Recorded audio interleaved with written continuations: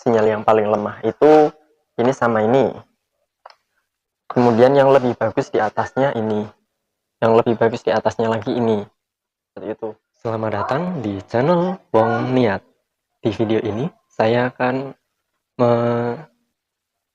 menjelaskan beberapa metode kita untuk membuat jaringan WiFi sendiri dengan cara yang sederhana. Ini tutorial untuk orang awam.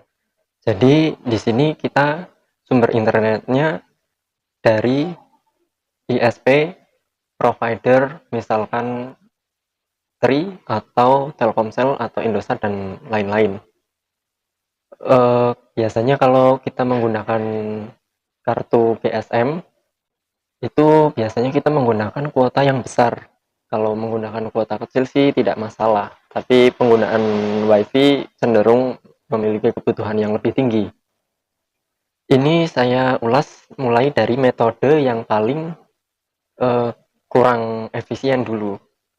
Kurang efisien karena ya ini saya tunjukkan dulu. Ini modem WiFi menggunakan baterai. Ini produk dari Prolink. Jadi ini kita masukkan kartu GSM di sini. Lalu kartu GSM yang udah ada paketan datanya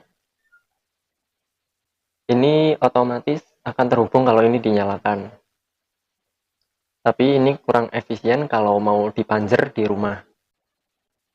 Ini hanya bertahan sekitar 3 sampai maksimal 5 jam dari baterai penuh. Ini cocok untuk kita yang mau bepergian. Jadi paketan data yang udah dimasukkan di kartu GSM di sini ini bisa memancarkan WiFi sampai 10 user. Bisa 10 user yang connect di sini. Kemudian ini modem sekaligus bisa memancarkan hotspot. Ini juga maksimal 10 user. Jadi ini cukup, kita kartunya sudah dimasukkan di sini. Lalu kita colokkan saja seperti ini ke power bank atau charger HP yang dayanya 5 volt. Ini kebutuhannya 5 volt 1 ampere. Tapi saya pernah menggunakan adaptor dari adaptor seperti ini bawaan dari Asus. Ini Asus original. Kalau buat mensuplai daya untuk ini bagus, tapi saya pernah membeli charger yang harganya sekitar 20.000, itu cuman bertahan sekitar 5 menit lalu disconnect, 5 menit disconnect. Dulu saya pernah menggunakan itu, saya kira modemnya ini yang trouble atau ini nggak awet atau gimana. Ternyata setelah saya ganti ini nggak sengaja dan akhirnya udah menjadi stabil sekarang.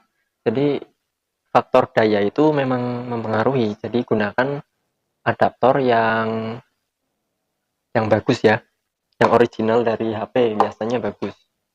Ini kalau udah seperti ini kita bisa mengatur konfigurasinya menggunakan HP. Kita buka browsernya saja. Ini saya konekkan namanya DT 100 plus. Ini kalau udah terhubung seperti ini, kita bisa melakukan pengaturannya di browser. Sebenarnya sih ini tidak perlu diatur, tapi kalau kita ingin melihat user interface-nya, kita bisa lihat sesuai spesifikasi modem ini. Kita buka IP gateway-nya.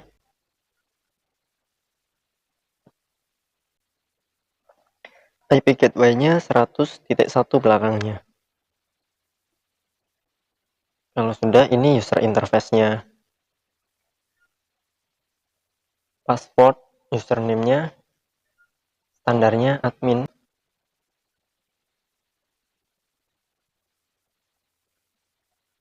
Nah, ini kita bisa mengatur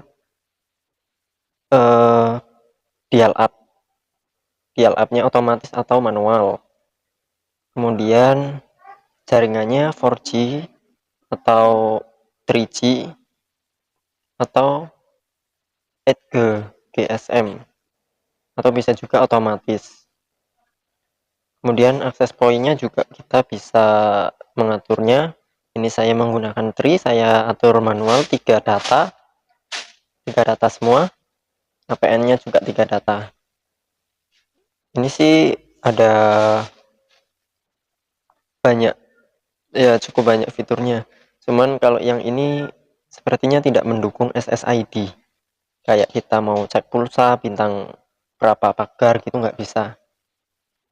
Jadi kalau kita mau cek pulsa atau mengisi pulsa menggunakan voucher, ini pindah dulu ke HP kartu. Jadi modem WiFi ini yang USB bisa sebagai modem sekaligus bisa menjadi router, walaupun fungsinya tidak selengkap router pada umumnya kayak router seperti ini. Tapi ini cukup untuk hotspot kecil-kecilan di rumah. Ini pun jangkauan koneksinya cuman satu ruangan, itu optimalnya. Kalau kita sudah memasuki ruangan kedua, itu sudah mulai berkurang sinyalnya, paling 50%, tapi masih bisa digunakan. Tapi kalau buat main game itu sudah nggak rekomendasi karena pingnya pasti besar karena sinyalnya lemah. Ini bisa kita gunakan, kalau saya menggunakan ini 24 jam bisa. Yang penting ini tutup belakangnya dilepas, ya kadang perlu dikipasi biar tidak panas karena kalau panas itu nge-lag. Kadang minta ditabut kemudian colokkan lagi. Lalu ini cara yang paling kalau menurut saya ini paling optimal dari cara-cara yang dalam lingkup menggunakan kartu GSM.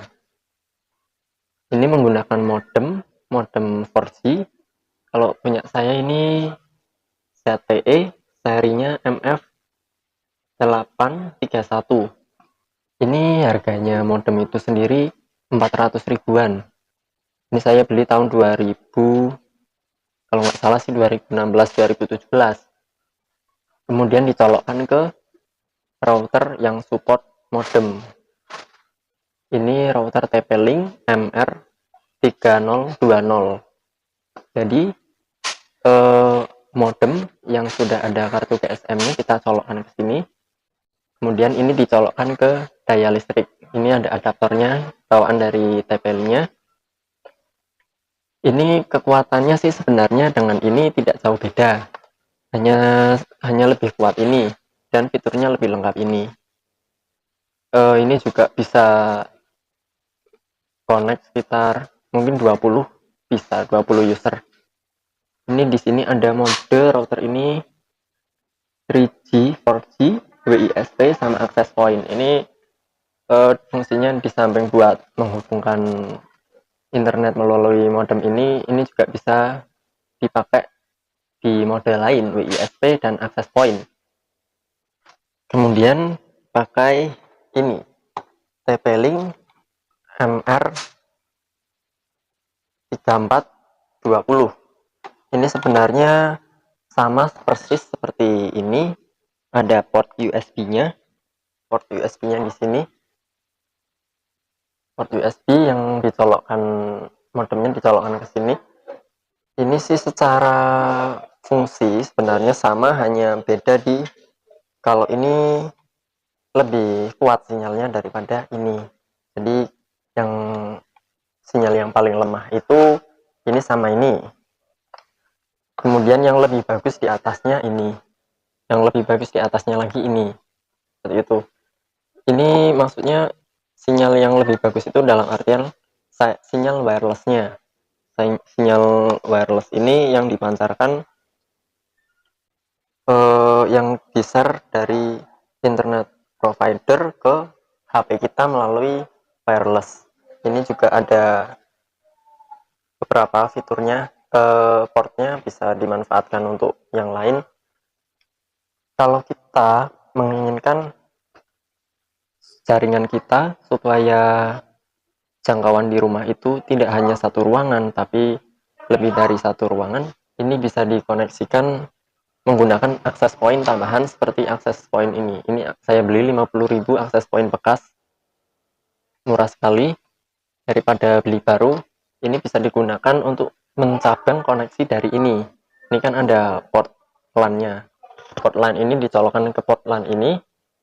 Kemudian sebelumnya itu disetting dulu. IP-nya dijadikan satu segmen dan internetnya ngikut dari sini. Ini ada di video saya yang lain cara membuat koneksi akses point untuk melebarkan jangkauan sinyal WiFi di rumah kita. Link videonya ada di deskripsi, bisa dilihat. Kemudian cara yang berikutnya ada lagi sebenarnya. Ini menggunakan laptop.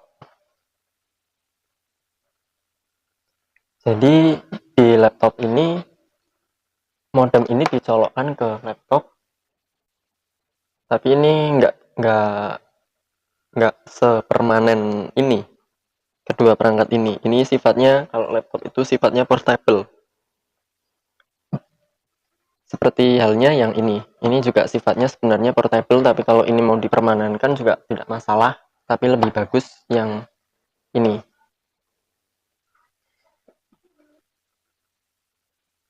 Kalau laptop ini, kalau kita menghendaki menggunakan laptop atau komputer, biasanya kan kalau komputer itu tidak ada port LAN-nya, maksudnya nggak ada adapter wireless-nya. Ini menggunakan adapter eksternal seperti ini.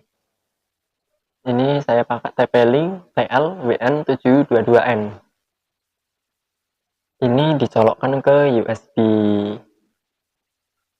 komputer, kemudian modem ini juga dicolokkan ke USB komputer. Jadi misalkan ini komputer mengambil sumber internet dari ini, kemudian disebar melalui ini menggunakan koneksi Connectify. Biasanya menggunakan aplikasi yang sejuta umat itu Connectify. Oh ya, tadi belum saya bahas tentang koneksi mengatur user interface yang ada di TP-Link MR3020. Ini sebenarnya mirip sama yang sebelumnya. Dari modem ini, Telkomsel Flash, sebenarnya mirip. Ini saya tunjukkan sedikit user interface-nya.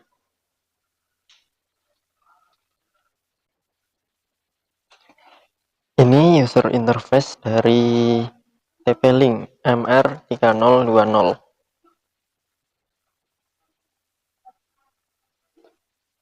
Ini jauh lebih lengkap fiturnya daripada yang portable tadi. Kemudian perihal harga, maaf tadi belum mengulas tentang harga. Kalau soal harga sendiri, ini saya membelinya sekitar 2 tahun yang lalu, harganya sekitar 500.000. Ini bisa dibawa kemana-mana, tapi kalau di rumah, dipatenkan di rumah, ini kurang rekomendasi. Kalau ini saya membeli modem WiFi ini, atau biasa disebut MiFi, modem WiFi. Ini saya membeli harganya 400.000. Ini lumayan, bisa buat internetan, bisa dipanjer juga. Walaupun kadang panas, minta dicabut, terus dicolok lagi. Harganya sekitar 400.000 rupiah. Kalau kita menggunakan ini saya membeli modem ini sekitar 400.000 rupiah. Tentu saja lebih bagus dari ini penangkapan internetnya dan lebih stabil, nggak begitu panas, karena ini hanya satu fungsi. Ini saya membeli 400.000 dan ini sekitar 200.000 routernya, jadi ini 600.000. Ini bisa lebih bagus dari ini.